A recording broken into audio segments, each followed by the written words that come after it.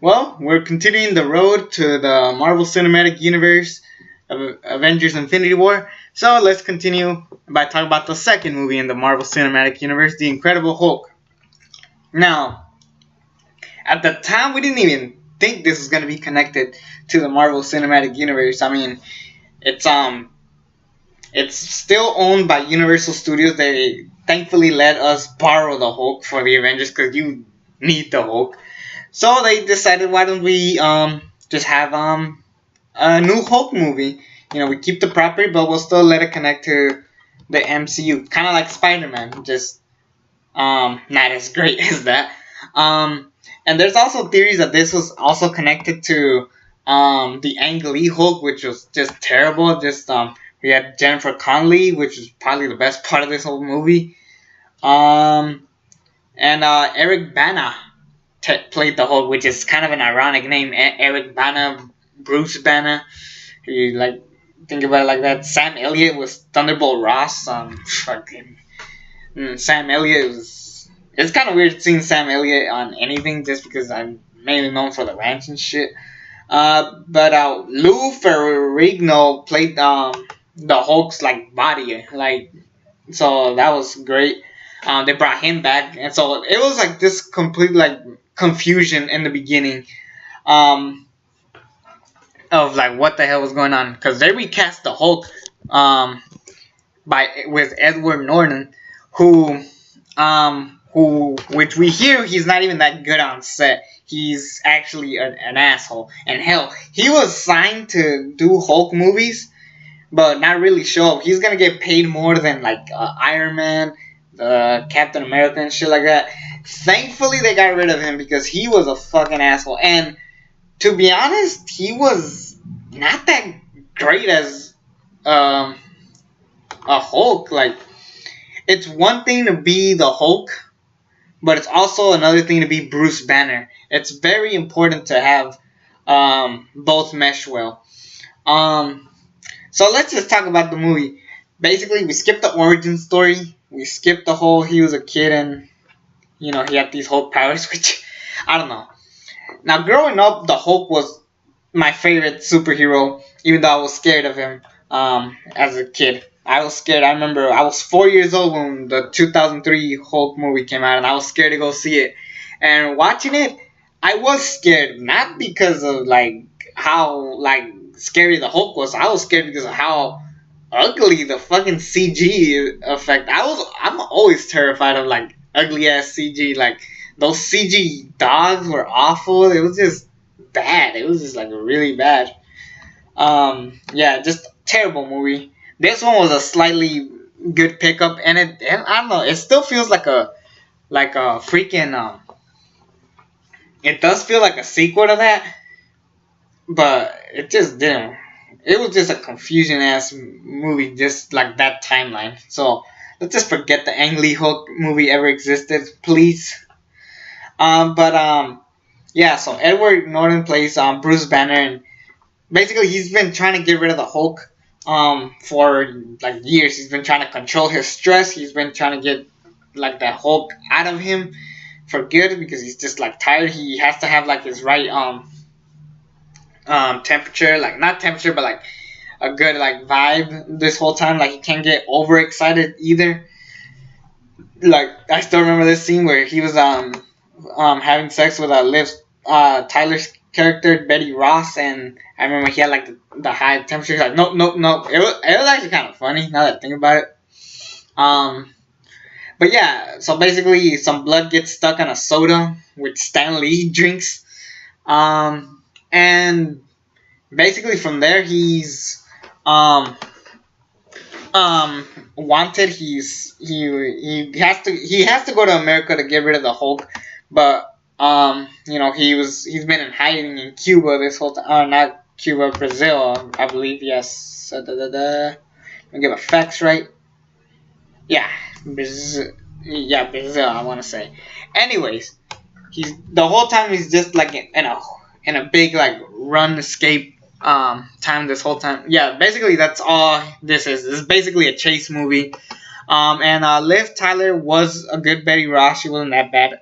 Honestly, no one was like truly awful. Like there was some disappointments, I could say, but I don't know. The best part of this whole movie was William Hurt, Thunderbolt Ross, who was actually the father of his Betty Ross, which was funny now that I think about it.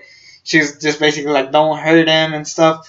The chemistry with Liv Tyler and Edward Norton did not click. It never felt like they really loved each other. It just looked like, I'm gonna be real, and I'm not trying to like offend anybody, but this kind of felt like one booty call. Like it really did feel like a booty call. Like honestly, like the Hulk, the figure Hulk, had more chemistry with Betty Ross than Edward Norton as Bruce Banner. It just for some reason.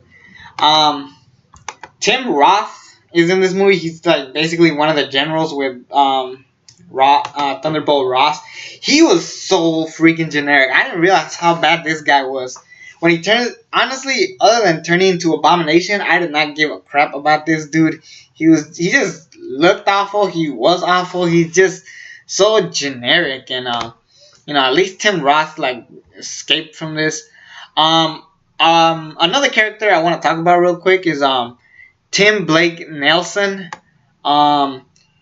He was Samuel Stern. He was apparently gonna be like a villain that looked similar to the Green Lantern villain, the one with the big ass brain and shit. Like I remember they teased it, but it led to nothing just because of Marvel finally buying the full contracts for these guys. So basically, the movie's just like a chase movie with a badass scene at the end with Abomination and the Hulk. And I have mixed feelings about that fight. In one hand, it's pretty badass, and in the second hand, it feels like so attached. And this did start a trend with the future Marvel movies to come of how the hero has to fight an evil version of themselves. Like eventually, I mean, Iron Man kind of started that too. Like Iron Man had to fight an even bigger Iron Man.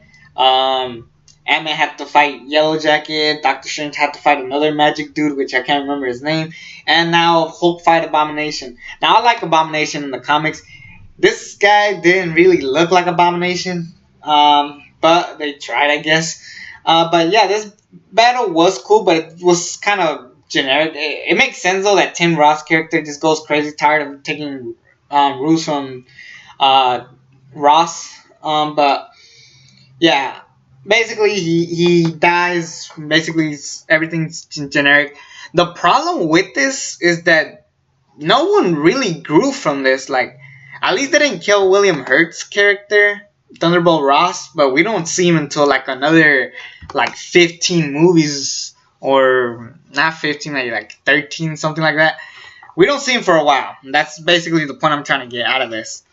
And so there's that. And for the most part, I've really thought that this movie, it was just a fun little movie. It's not one of those that I'm gonna go back and see in the Marvel Cinematic Universe. It's really forgettable, to say the least. Yeah, because I can't even remember half of the shit that happened, even though I just saw it. Really, this is the best Hulk movie we've gotten. I mean, you could count Thor Ragnarok as a Hulk movie, but we'll get to that one when we get to that one. But overall, this one is just like not that great. What was cool about this movie is the conversation with William Hurt and Robert Downey Jr. As Tony Stark. Like at first I'm like, okay, Tony Stark is in this movie. I thought he was, but turns out it was like kind of cool because I'm thinking, okay, Iron Man 2 is gonna be this big movie with like all the Avengers teaming up and him meeting the Avengers and shit like that. So I was like, all right, I'm excited for Iron Man 2. Shit. Wait till I talked about that one. But yeah, William Hurt and Iron Man basically talk about how they were gonna set up and assemble a team, and now Iron Man's on his lookout for Bruce Banner or Dr. Banner, whatever you're gonna call him. So there's that. Overall, this was just a bland ass movie. It's pretty generic. The CGI is decent. The Hulk looks great. Abomination did not, but I mean, what more can you get? It was fine. I didn't hate it. I really do wish we get like a one of these days we get like a great Hulk movie. So there's that. It's next up I'll be reviewing Iron Man 2 and oh shoot, Phase 1 is gonna take a while to get used to, but anyways, it's me, the ALE Double X Prince. Subscribe to this channel if you haven't already, and until then, I'm out.